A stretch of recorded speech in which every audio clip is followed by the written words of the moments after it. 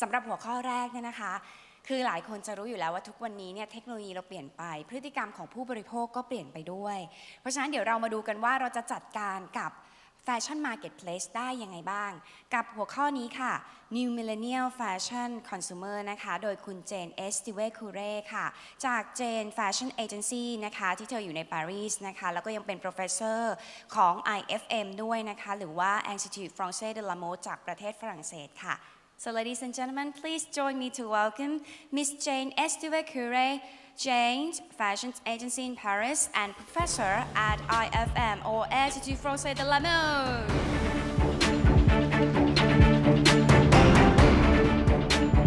Thank you.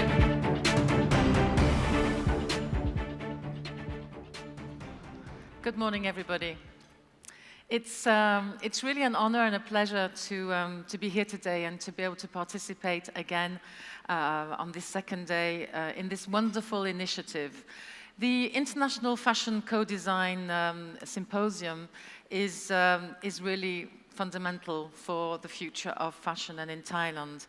And every fundamentally interesting topic that was addressed yesterday and that's being covered here at the symposium will actually come to being and makes real sense when we apply it directly to the one that we should all pay attention to most of all, that's to say our fashion consumer.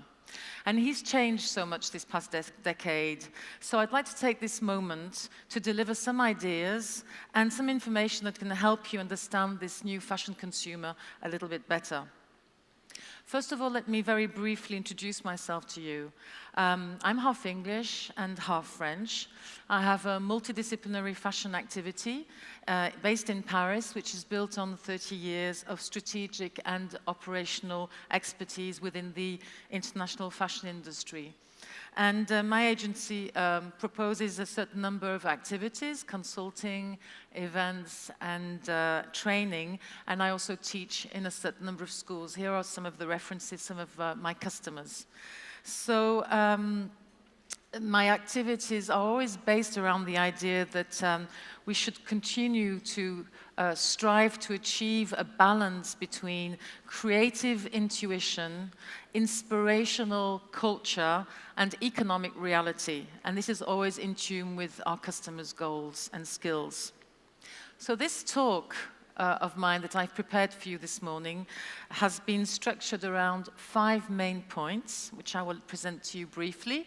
Firstly, I would like to talk about, in a very concise and global way, but to set the scene, I'd like to contextualize the fashion market, today's fashion market, to understand some of the fundamental issues that are impacting the evolution of today's consumers.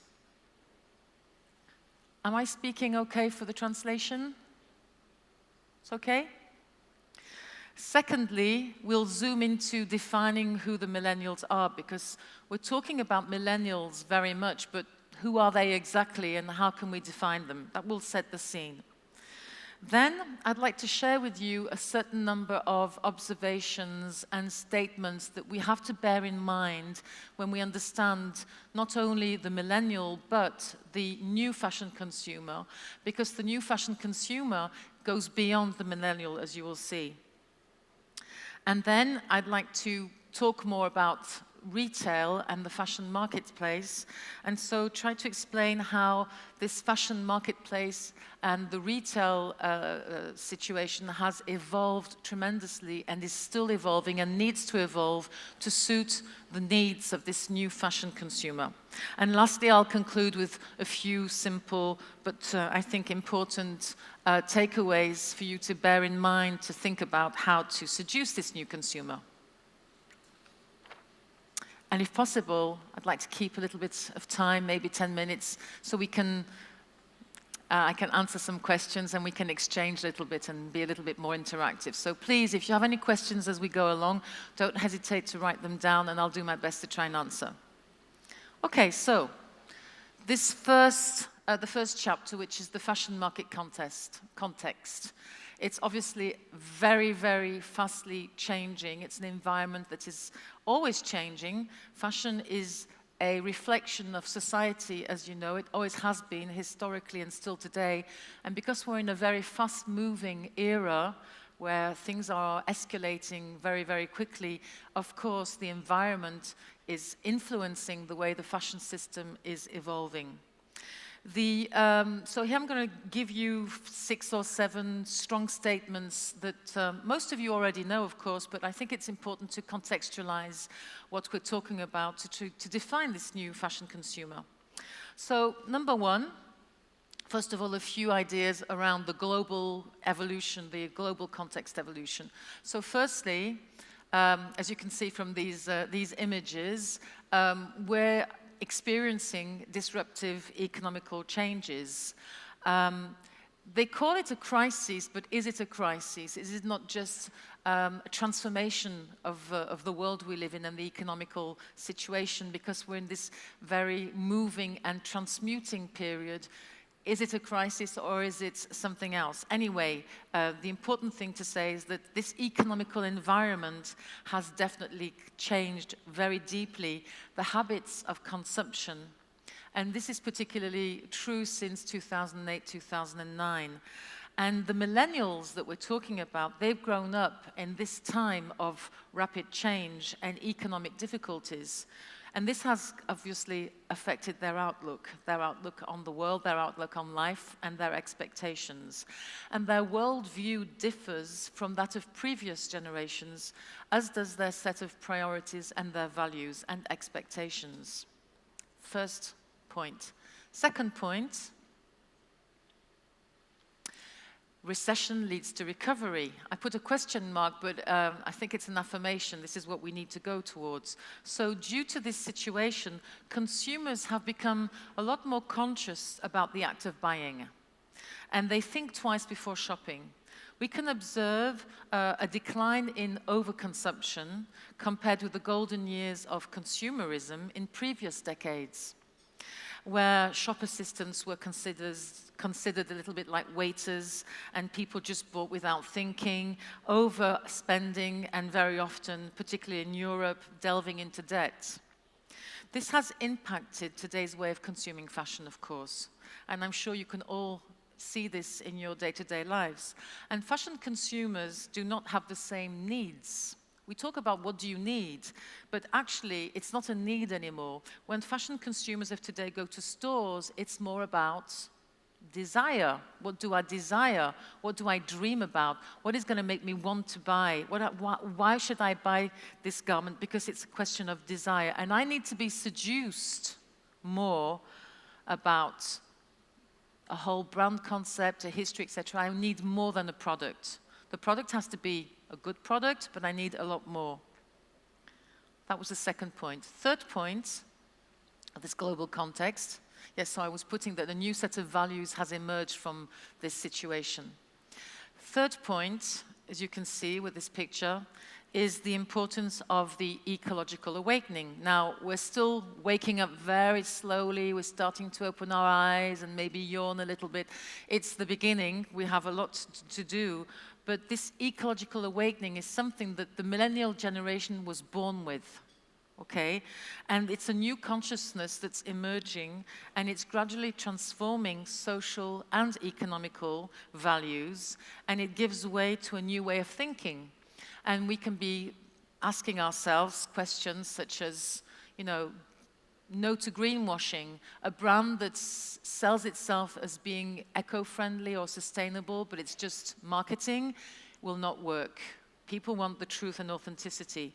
Questions like, what can I do for the planet? Or let's partnership together. Very important, especially during this symposium when we're talking about collaboration. Another question could be, or another affirmation would be, it's time to act responsibly and ethically. Sustainability is more than a concept. Let's go on the eco journey. And it's also more closely to our fashion industry about using organic and local raw materials, local manufacturing, fair living wages, recycling, and sustainability. So this is also an issue which is fundamental and that we have to bear in mind when we try to understand this new fashion consumer. Haha, this is a nice word. Fourth point is about, new values and emotions. And troubled times are urging us to go back to basics. And this is particularly true of the new fashion consumer. Authenticity, transparency are fundamental values that are rising to the surface. And humans, particularly millennials, want to experience positive emotions. They want to center on a value system that is positively, emotionally driven. And they want to believe in a better future. And they are seeking trueness and sincerity and authenticity in brands in all domains, even in fashion. So I'm definitely an advocate for this, and it's obviously a very important issue. Another point, which is my fifth point, as you can see here, is that we are experiencing an ICT revolution, information, communication, and technology. The rapid growth and innovation in digital systems are changing the way people think, behave, communicate, and work. It's bringing new ways to create and diffuse knowledge and disseminate information. Around 40% of the world population has an internet connection today. In 1995, not so long ago, it was less than 1%. The number of internet users has increased tenfold from 1999 to 2013. The first billion users was reached in 2005.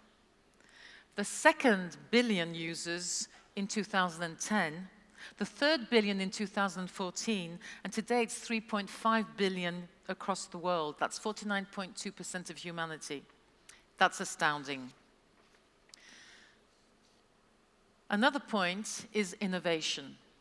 We've embarked in this mind-blowing fourth industrial revolution. Billions of people, as I just said, are connected by mobile devices all over the world, and the way we create, communicate, and consume fashion is being totally transformed.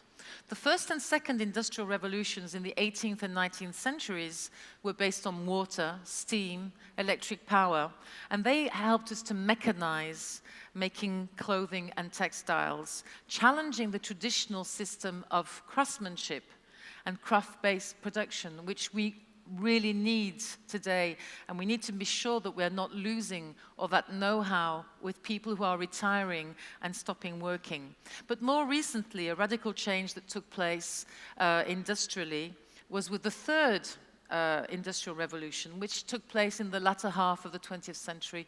I'm talking about the 1980s and the 1990s, and this gave way to numerous innovations, particularly physical, digital, and biological, and particularly digital in the fact that information technology and data analysis gave way to fast fashion systems. It allowed fast fashion to exist because you could be in a just-in-time organization, because you knew as you went along what was bought and you could react very quickly. So this was a very big revolution. And today's revolution, which is the fourth industrial revolution, is powered by lots of innovation, from 3D printing to artificial intelligence and advances in biomaterials to even quantum computing. So I'd like to show you this. This is a student of mine from the INSET school in Paris, Clara Daguin, and she did this collection where she used electricity and light to make a body electric collection, and she was a finalist at the very prestigious competition in France called the Hier Young Designer Festival. So she was using technology to embody the extension of oneself and to incarnate a luminous persona. Another different point that we have to keep in mind, and this is really more talking and delving into the fashion context, is the world's economy that's completely international and completely global. So with this world economy that's global, it's becoming one gigantic market. And the fashion system and its primary actors have gone even more global and international, with worldwide giants such as Inditex or Uniqlo, who have really gone totally global, as we all know. One mustn't forget this is a character trait of fashion. And it's part of the system since haute couture began in 1858 in Paris with Charles Frederick Worth, the father of haute couture. Since the commerce of fashion existed, its scope has been international. Fashion constitutes a universal and therefore international language, mostly based on its universally visual impact. So this is a good chance for our industries, of course. We can note that the more global fashion gets through increasing interconnections via internet access and travel, the more, and this is very important for us all, the rise of the opposite becomes important. That is to say that relocalization arises, striving to put forward the assertiveness of individual and regional personalities and individualities. So global, you get the opposite, which is also relocalization. So this is very important, I think, for what's happening here in Thailand. The giants, of course, are trying to do this too. Someone like Uniqlo has just opened a store in London where the 2 top floors are based on having local British designers and musicians, etc. So they're trying to go local within a global brand. This happened before with the brand Topshop, that some of you might know. They have a store, particularly in Piccadilly Circus in London, where on the basement they've had for many years a place which is for young designers. Some are still students. So this localization is very important. It's going to get stronger. Another point is, of course, the fashion trend system and the fact that fashion is fast and worldwide. H&M has 3,600 stores across the world. It sells online in 22 countries, and Zara have more than 2,000 stores in 84 countries and sells online in 27 countries. So this isn't going to stop in one way, in one day. It's going to evolve, of course, but it's also bringing other opportunities because we have to offer something else. Okay, so just to talk a little bit more about fashion. Fashion today is everywhere. Fashion is everywhere. It's very difficult to not see fashion wherever we look. It's omnipresent in our society and it's all-encompassing. And the current environment in which fashion brands evolve is marked by the rise of this changing market. And competition, of course, is intensifying. So fashion is everywhere. Where is fashion? Well, fashion is on the catwalk. That's normal. This is where designers express and brands express their creative identity, their collection, etc. That's normal. Fashion is also on It Girls, in the magazines, and this is going to influence the consumer because the consumer can see these images in the magazines, on TV, etc., and it makes them think about what they would like to wear because they identify themselves to them. Fashion is, of course, on the high street, all over the world. Fashion is also in politics. So since Jacqueline Kennedy would wear couture dresses, or your queen would wear beautiful dresses by Balenciaga or Balmain, this is also a way to promote and to talk about fashion and to popularize it. And today, someone like Michelle Obama or Kate Middleton are very important. When Michelle Obama wears a dress by Target, which is a very accessible brand, the following day it's sold out. And when Kate Middleton wears something from Reiss, which is the same kind of thing, the following day it's sold out. I mean, whatever she puts on George and her daughter, same thing. So they have a big impact. And here you can see, in a different way, Jean-Charles Castelbajac, a French designer, using the face of Obama on a dress. Fashion is, of course, very much linked to divertissement and cinema and music. And here you can see the important fashion magazine L'Officiel with Beyoncé on the front cover, or the red carpet. And more, fashion is very much linked to sports.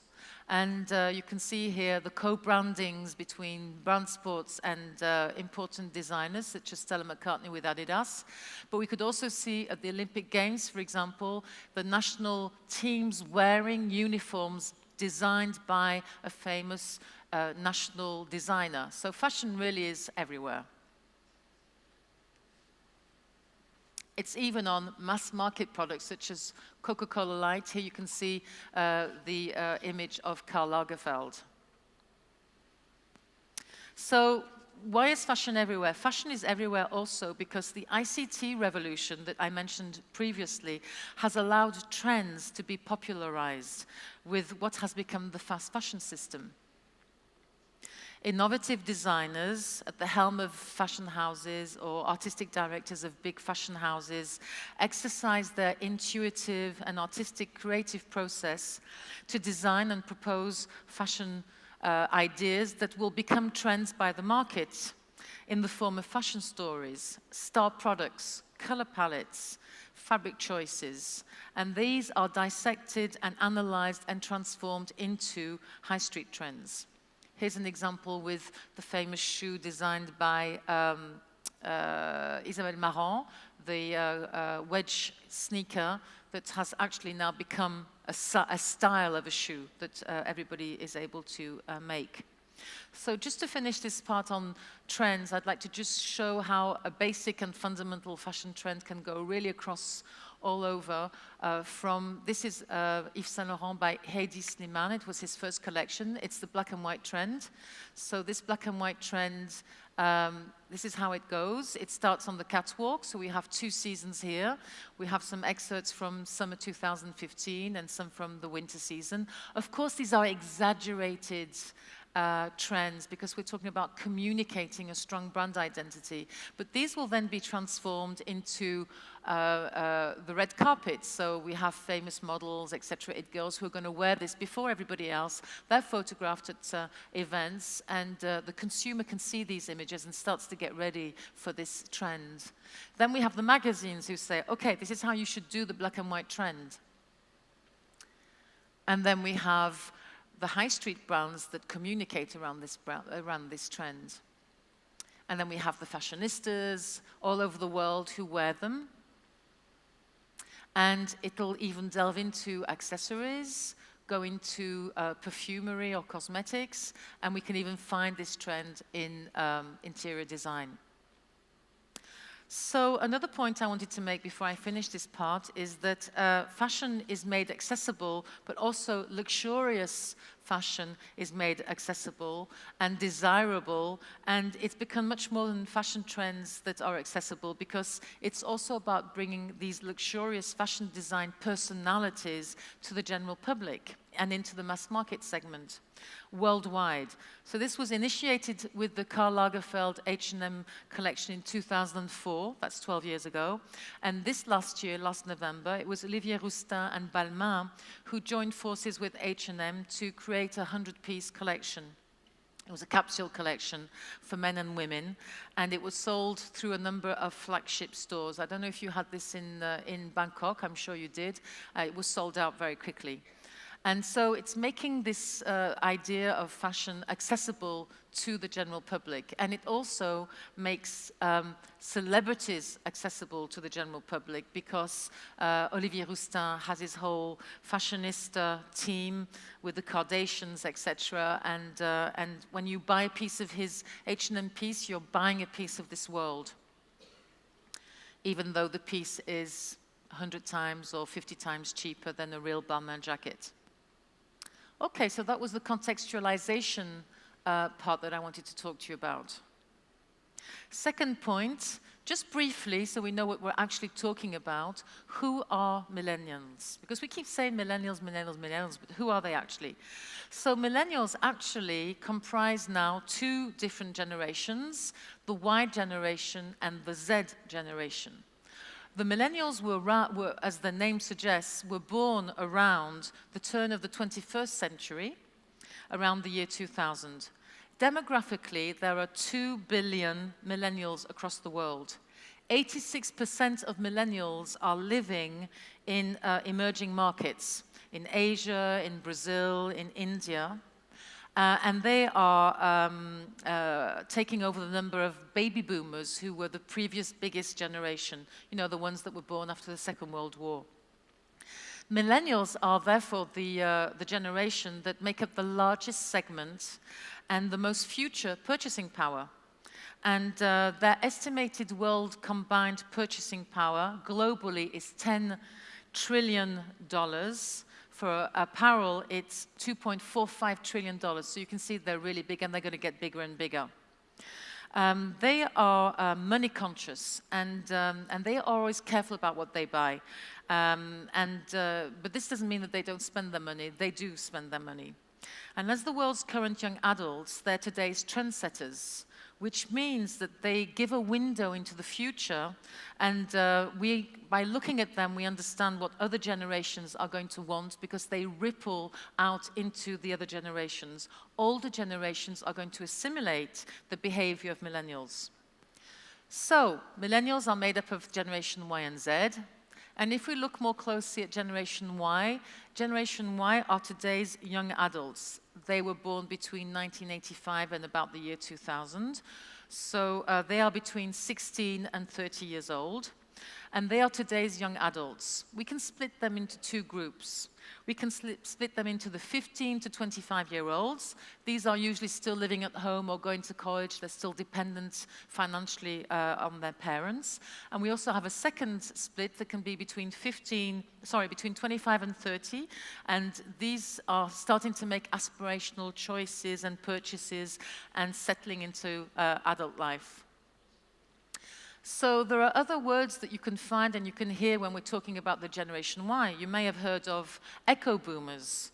Echo boomers, it's because they're the baby boomer, they are the children of the baby boomers. The net generation, this is because they grew up with the internet. The boomerang generation can be heard sometimes. This is because they tend to move back home after they've been to college. And this goes with the Peter Pan generation that you can hear about, which is that they delay the rites of passage into adulthood longer than the generations before them. They stay much closer to home base. So I said that this millennial generation is made up of Y generation and Z generation. The Z generation are today's teenagers, some of our kids.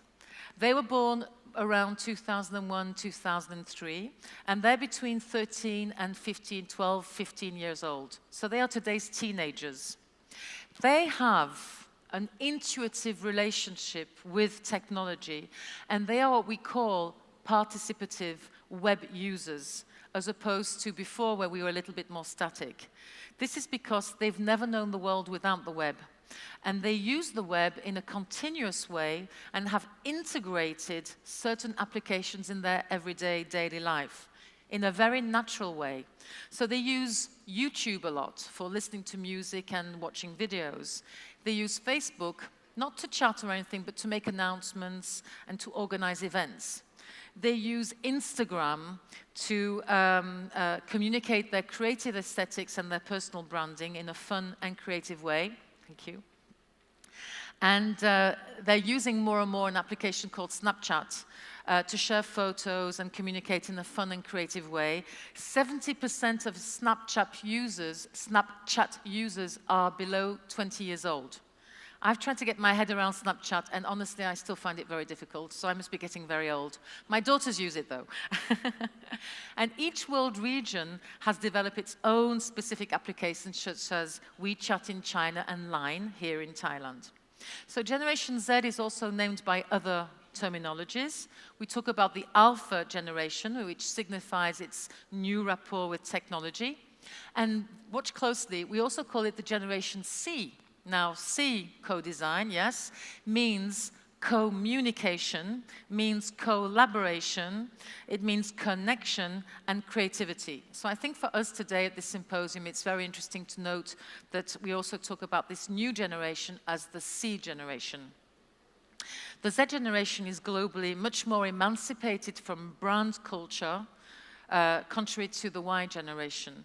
They show a little bit of a rejection sometimes to the specific style.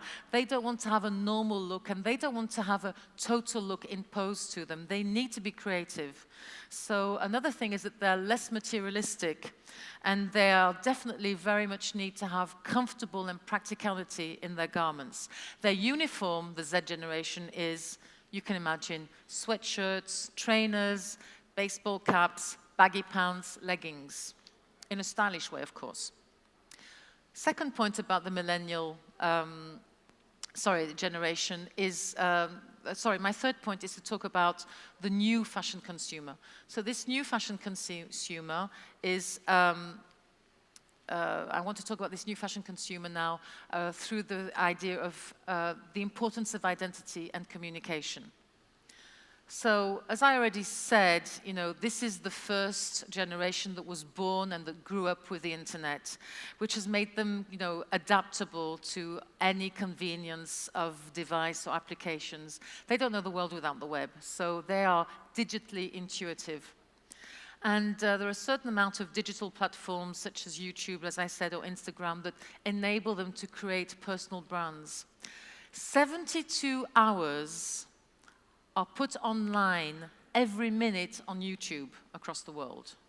And 116,000 pictures, photos are shared on Instagram every minute. Can you imagine what that means? It's absolutely huge. This is an example of a young lady I know who's English and has also lived in Australia, and she has over 20,000 followers, and this is her Instagram page. So she's built her image around this Instagram page, and she's now a brand ambassador for L'Oréal and for Kerastase and for beauty companies. So you can use this, this can be used for personal branding. This is an example. This is an example also of how Pinterest can be used. Pinterest is interesting in a way that you work with themes. So if you're looking for a certain theme, it's a great way to find information. And it's also a way to talk about who you are and what your aesthetics are, personal branding.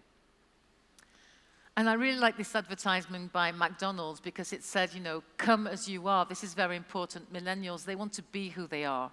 They can have several identities, in fact, but, you know, they need to be who they are. And millennials, they live on an online community. They are individually collective. You can often see groups, you know, of people together, but they're all individually on their devices. They live on an online community and are extremely connected. They're social. They love to share. And they are 4 times more likely to share information on social media networks as older generation. And shopping has become a social event. When they are shopping, they take photos and they share and they see how the reactions are and they decide to buy or not depending on the reaction. So it's very important, this whole aspect, individually collective. The whole friends, friends, friends and sharing is really important, and having likes and followers also. So it's all about communication. Another aspect of this is they've kind of become addicted also, because it's this idea of FOMO, fear of missing out. If you're not connected, you might miss something. So the fashion millennial is a smartphone addict and looks for information, shares his tastes and opinions, and also buys fashion online, of course. Here are a few examples of bloggers. This is Susie Bubble, and she has a huge amount of followers, and there are lots and lots of social creatives that use mobile devices and applications to share their views, give opinions, and they are trendsetters. Okay, so now after we spoke about identity and communication, let's look at fashion and style. So I've chosen a few specific trends that I think are very important for us to have in mind when thinking about this millennial consumer. Some are a little bit contradictory at times, but the millennials can also be contradictory, and in fact they claim that they love contradiction, okay? So it's quite normal. So first statement, it's all or nothing. Contradiction rules. So contradiction, as I just said, is normal. They can be super cool in an athletic way, expressing a basic neutral style. And they can also be extremely attracted to excessiveness, exuberance, autoderision, which is often a way that they find to move away from this morose atmosphere that they were born in. Whatever the choice, the millennial fashion consumer will reject codes, predefined codes. On the same side, on the same side of this, and on the opposite side of the spectrum to the cool attitude, we have the importance of fashion as a divertisement. Fashion has to be fun. Fashion is about influencers. Fashion is about certain celebrities. That some are cool, some are not cool. That's for them to decide. And when they are interested in influencer celebrities, it's a way to buy a certain status that goes with certain brands. And they feel as if they're buying that as they're doing it. And they feel as if they are belonging to a tribe, which has a certain aesthetic. And it's good to say, we're part of this. We think this is cool. For example, there's a very important brand that's become very famous called Vêtements. The designer is now the Balenciaga designer, and they can sell a DHL logo T-shirt for several hundred euro, which says, and when you buy it, it's like, look, I'm part of this. I know what I'm wearing. It's a DHL Vêtements T-shirt. And there's also the importance of brands like Gucci or the French designer Jacquemus. And it's a lot more about celebrities that are wearing also these garments. Kanye West, Kim Kardashian, etc. Rihanna are huge influencers. So second statement was that fashion is also a divertisement for them. Third statement is that it's all about hybridation and juxtaposition. Hybridation is misappropriation, taking things from one area and putting them in another way, and juxtaposing different things to create your own personal look. So we have to not forget that they've grown up in this fast digital society, and they like to go from one thing to another, and open up new frontiers, and they're quite innovative in that way. So they like to mix different styles and different elements to create a new look. So it's not about, you'll have understood, a total look. It's about juxtaposing different styles and eras. And they like to break established codes and invent new hybrid styles. Fourth statement is a little bit different, but very important. This is also about hybridation and juxtaposition. I'm going to have to move on because I have a lot to say still. And this is about normcore. So normcore is a trend that mixes two words which are normal and hardcore. This is an advertisement by Gap. It's a good illustration. It's about dressing yourself to be authentic and simple. And it's also a reaction to the overwhelming popularity of fashion. So it combats, it's a little bit social and political, in fact, when it's really pushed, and it combats preconceived notions of people and the way they dress and follow fashion. Here's another example, another publicity by Gap. Another fundamentally important and definitely important to bear in mind for the future is the idea of genderless, neutral fashion. Garments are more and more neutral. They can be described as a third or complementary gender that's going to work for both men and women. So here this is a new line by Zara called Ungendered. And the idea is that we move away from cliché, what's girly or what's manly, and it has to be loose and comfortable, basic and casual, but also trendy and stylish. It's a kind of low-pressure dressing. And here are a few examples. So it's also a genderless neutral. This is a little bit different, but it's still part of the same movement. It's by J.W. Anderson, the Northern Irish designer, who's also artistic director at Loewe. And he's developed, first of all, he developed XXS. He's a masculine menswear designer, and he developed XXS sizes for his women customers, and he's also using a women wardrobe to make garments for men. This is obviously exaggerated, it's on the catwalk, but the idea here is that he's changing it to be more manly in the sense that the colors and the fabrics used are from the menswear wardrobe. No logo and vintage brands also goes with the idea of doing your own minimalistic and your own creative look.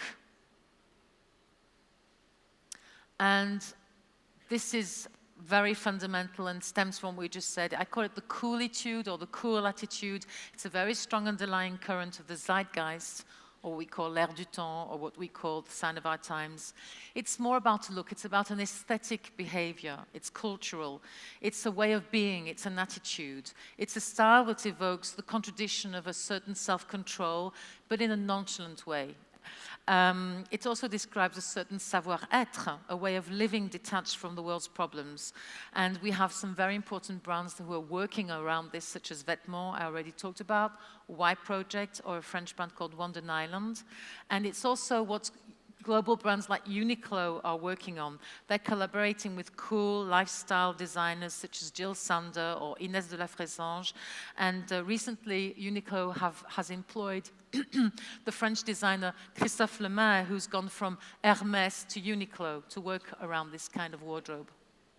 So it's about comfort, attitude, utility. Something completely different now, which is also interesting, is what we call the twee attitude. So the twee attitude is a North American and an Asian phenomenon, and it incarnates sweetness, positiveness, niceness. A twee is a nice person, someone maybe a little bit naive, but it's about delicacy, charm, sweetness. It comes from the mispronunciation of the word sweet into tweet. And there's also a musical movement called twee pop. So it's about using simple things. It's about riding a bike, it's about wearing vintage accessories, and I think this is also something that's interesting to look about. And to finish this part, I'd like 3 strong words about the attitude of the millennial fashion consumer. Number 1 is about extreme unicity. So personal identity is very important. It's part of their lives, as I just explained. And they're obsessed by a certain type of extreme beauty, which is noticeable and conveys a strong action. Second statement is IWWI, difficult to pronounce. It says, I want what I want when I want it. And millennials don't want to be frustrated. They're so used to having everything directly on their applications that they are in this instantaneous frame of mind. And they want what they want now. And they expect a lot more. And the third thing is, that goes with this is the idea of what we are talking about now in the fashion system, which is the see now, buy now idea. So what is it? It means that luxury brands that propose to sell their collections as soon as the catwalk show takes place, and not 6 months later, which is the case. So what's the point? This is because I want whatever I want, when I want it.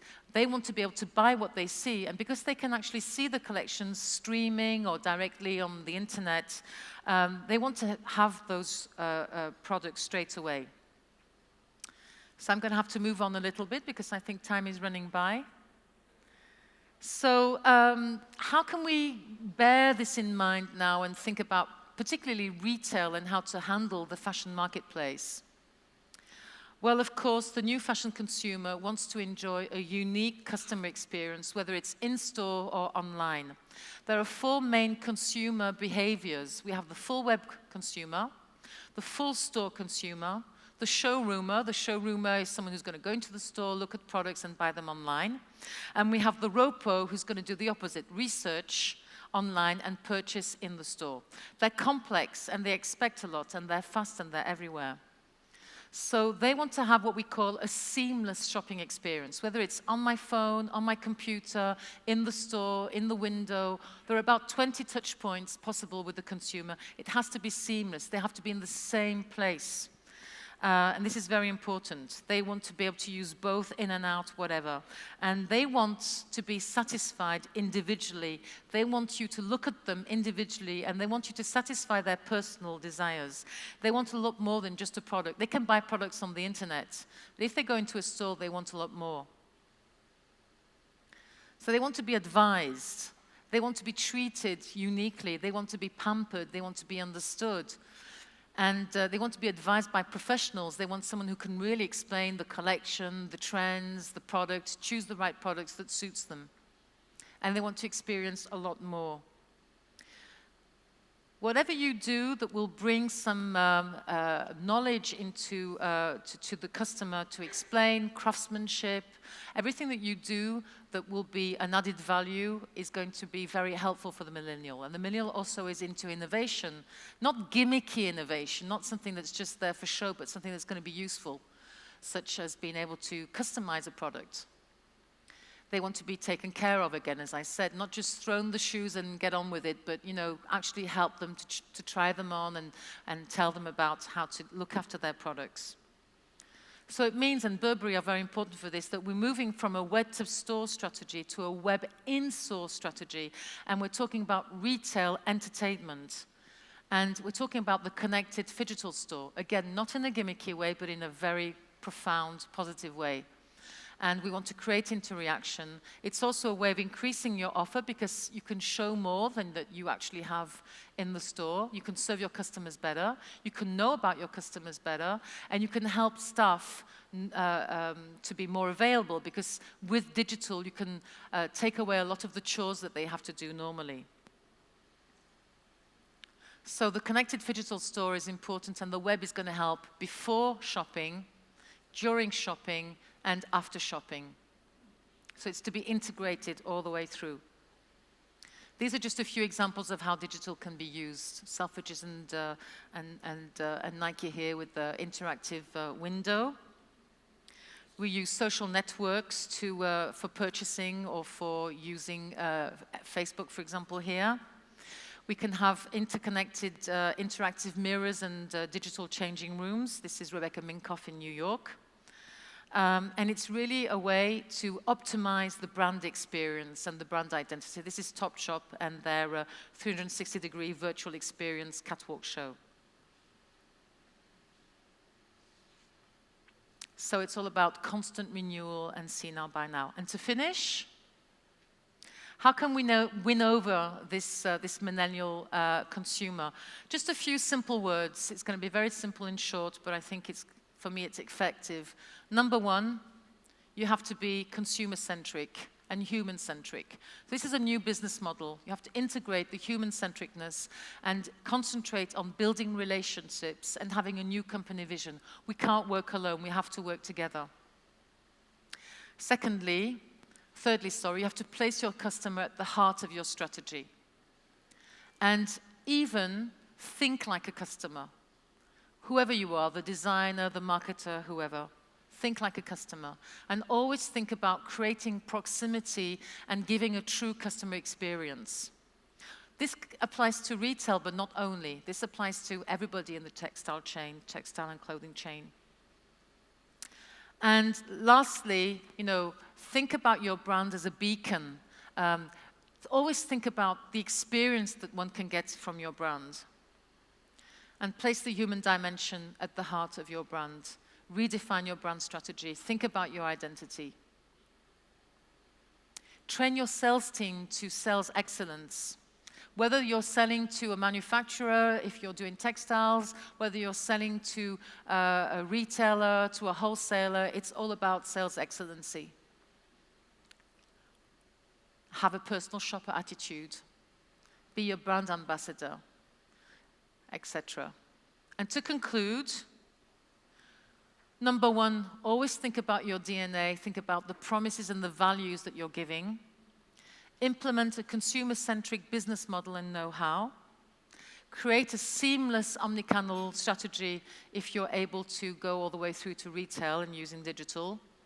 Always aim to create a brand experience and invest in your sales team to create an enchanting in-store experience. Thank you very much. Merci beaucoup, madame. Thank you. So I've heard that you like to give some around 10 minutes for the Q&A section, right? If anybody would like to say something, add something, or ask some questions, that would be great, because I love interaction. I'm a millennial, even though I'm 50. มีท่านไหนมีคำถามไหมคะสามารถถามได้เลยนะคะถามเป็นภาษาไทยก็ได้ค่ะเดี๋ยวผมจะแปลเป็นภาษาอังกฤษให้นะคะ I don't say I can answer every question because nobody knows everything, but maybe I can help. มีท่านไหนมีคำถามไหมคะ Any question please? Don't be shy. พี่หมูมีคำถามไหมคะ พี่หมูยิ้มมาพอดี Was it so clear? เข้าใจรู้เรื่องเนาะนะคะนี่เป็นเรื่องราวของการเรียกว่าพฤติกรรมของผู้บริโภคมีการเปลี่ยนไปนะคะเพราะว่าเทคโนโลยีเราก็เปลี่ยนไปตามยุคตามสมัยเพราะฉะนั้นเนี่ยเราจะทำยังไงให้สามารถที่จะจับใจของผู้บริโภคได้สามารถที่จะเรียกว่าจัดการกับ marketplace ที่เกี่ยวกับเรื่องของแฟชั่นต่างๆได้เป็นอย่างดีนะคะนี่ก็เป็นแนวคิดหนึ่งแล้วก็เป็นไอเดียที่น่าสนใจมาก I totally agree with you. All right. Any question? Okay, we've got lots of interesting speakers coming behind, so thank you and have a great day. Hope Thank to you see very again. much. Merci beaucoup. ขอบคุณค่ะ